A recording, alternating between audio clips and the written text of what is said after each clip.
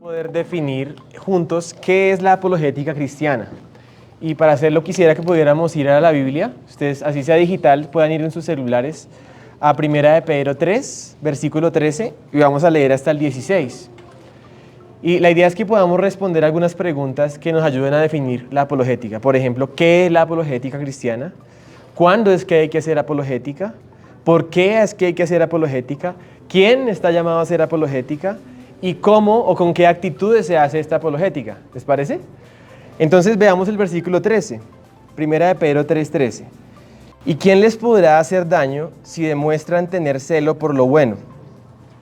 Pero aún si sufren por causa de la justicia, dichosos son. Y no se amedrenten por temor a ellos, ni se turben, sino santifiquen a Cristo como Señor en sus corazones, estando siempre preparados para presentar defensa ante todo el que os demande razón de la esperanza que hay en ustedes. Pero hacedlo con mansedumbre y reverencia, teniendo buena conciencia, para que en aquello que son calumniados sean avergonzados los que difaman su buena conducta en Cristo. Como ustedes notan, escogí unos versículos antes del versículo más famoso de la apologética para ayudarles a ver que el contexto en el que este mandato se da es un contexto en el que la iglesia está en un ambiente de hostilidad, o sea, de personas que les están acusando, personas que aún les están persiguiendo, y la apologética viene como parte de esa respuesta. Y saben, la primera respuesta ante esta situación no es la apologética, sino es la santidad de nuestra vida. De tal forma que cualquier cosa que digan contra nosotros, se quedan callados porque nuestra conducta refleja nuestra fe. Eso es importante. O sea, la santidad es la primera respuesta que el Señor nos está diciendo ante este mundo, un mundo como el de hoy que es hostil a la cosmovisión cristiana y al Evangelio. Pero además le dice, el versículo 14 dice, en la segunda parte, dice que si ustedes sufren por causa de la justicia, dichosos son, y no se amedrenten por temor a ellos. Creo que eso es importante antes de hablar de apologética, porque nuestra reacción natural ante la hostilidad, y de pronto un ateo así bien bravo, un incrédulo bien, esos siempre suelen ser bien radicales y bien bravos, como que uno se atemoriza, uno siente que si dices lo van a comer vivo. El Señor te está diciendo, para empezar, te digo que no te atemorices, porque ellos no son tu Señor. ¿Sabes quién es tu Señor? Y aquí lo dice, sino santificad, versículo 15, sino santificad a Cristo como Señor en vuestros corazones. O sea, darle gloria a Cristo al no atemorizarte y al responder.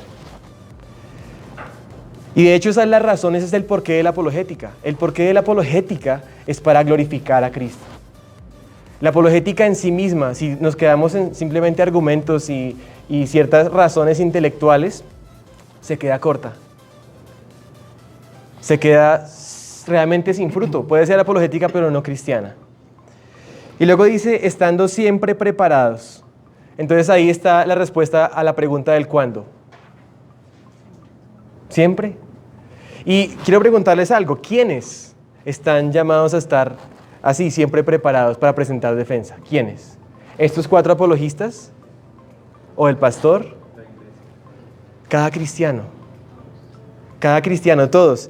¿Y a quién debías darle respuesta? Ahí también lo dice. Ante todo, el que os demande razón de la esperanza que hay en vosotros. Fíjense que ahí están hablando de que los quienes somos todos los cristianos, llamados a esta labor apologética, pero también los quienes pueden ser todos aquellos que nos pregunten. Aún hasta una persona que uno diría, no, el evangelio no es para este porque mírelo cómo está. Este sí es tan incrédulo que, no, a él también. Si él te demanda una razón. Y quisiera enfocarme en la palabra apología, que es la palabra defensa que aparece ahí, preparados para presentar defensa. Esa es la palabra apología y de ahí viene la palabra apologética. En el contexto del Nuevo Testamento y en el contexto del idioma griego tenía que ver con una defensa legal, como cuando alguien te acusa en un tribunal y tú das una defensa para demostrar que no eres culpable. Pablo presentó defensa, por ejemplo, ante los judíos, ante Agripa. Platón escribió una apología de Sócrates, o sea, una defensa de Sócrates. Y aquí nosotros estamos presentando defensa. ¿Una defensa de qué? ¿Defensa de que los cristianos son buenas personas? Defensa de que el cristianismo es una buena religión. De la esperanza. Sí, mira lo que lo dice ahí literalmente. De la esperanza que hay en vosotros, y tú lo dijiste, es el Evangelio.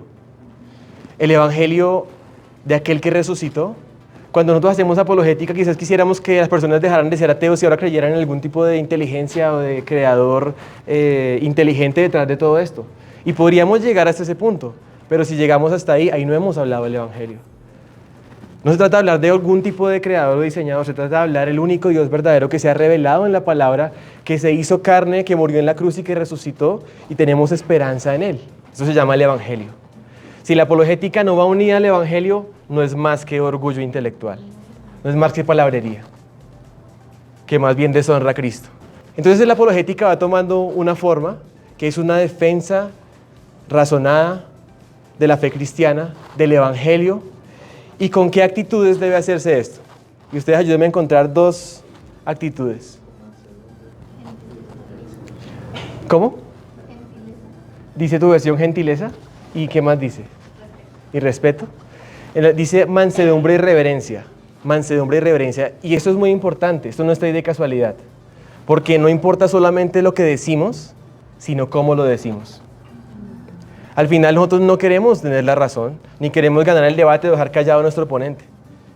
Nosotros queremos glorificar a Cristo como Señor, como dice ahí, santificar a Cristo en nuestros corazones. La mansedumbre es un aspecto de nosotros a la hora de comunicarnos con otro, o sea, sin atacar.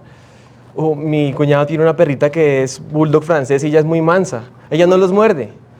Y creo que la mansedumbre es ese aspecto de no tener la intención de atacar. Y la reverencia es un aspecto de entendernos delante de Dios haciendo esto. O sea, lo que ocurre delante de Dios para la gloria de Dios. O sea, prácticamente es una actitud espiritual, o sea, es una acción espiritual. Pero sin el Evangelio se queda corta. Tengan muy en cuenta esto. La apologética no es el fin, sino es un medio para dar a conocer a Cristo.